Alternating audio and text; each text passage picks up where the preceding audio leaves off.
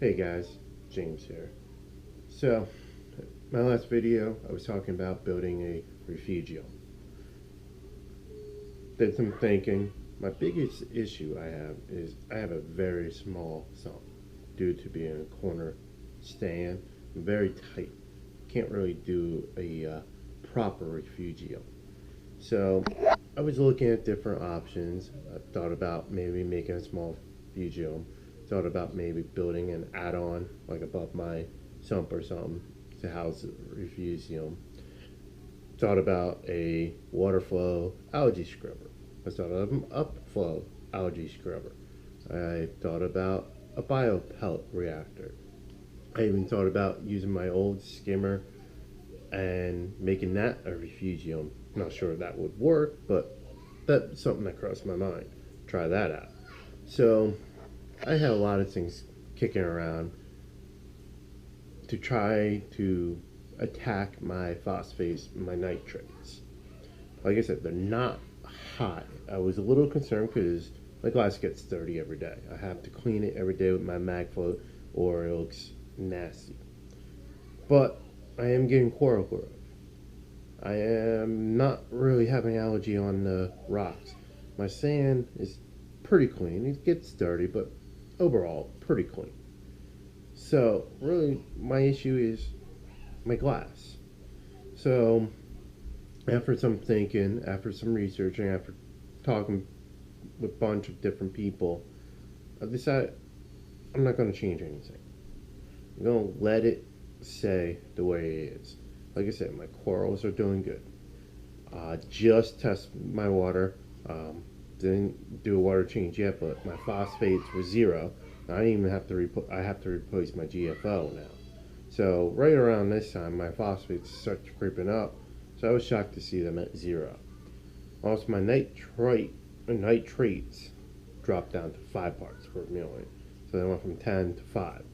So my numbers are, again, really well numbers.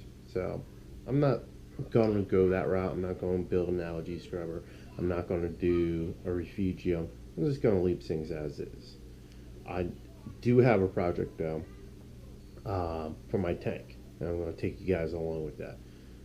My project is my reactor, my GFO carbon reactor pump, because the hose that came with the kit, it's a little short. I couldn't fit it underneath the stand, the reactors, because it was too large.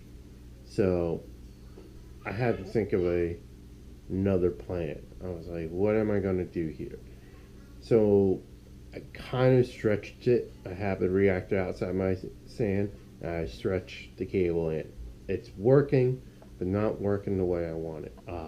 My sump drops a little low, even though I have an ATO. It drops a little low. The pump stops working because it's just on that brim there. I don't want to raise the water level in my sump because it's gonna affect my skimmer. I don't want to raise my skimmer up. So what I'm actually going to do is, I'm seeing people do this in their sumps, really nice looking and stuff. I don't know if I can make it as pretty as them. I'm going to try. Is they actually have in their return line, which I'm not going to do. I'm not going to do in the return line, but in their return line, they have their hookups for biopellets and GFO and other reactors. At least I think it's on the return line. But what I'm going to do is I'm just going to build a line like that. So I'm going to put a pump in my sump that will connect to PVC pipes that will have hookups for reactors. I figure I'm going to do 2 hookups along this line.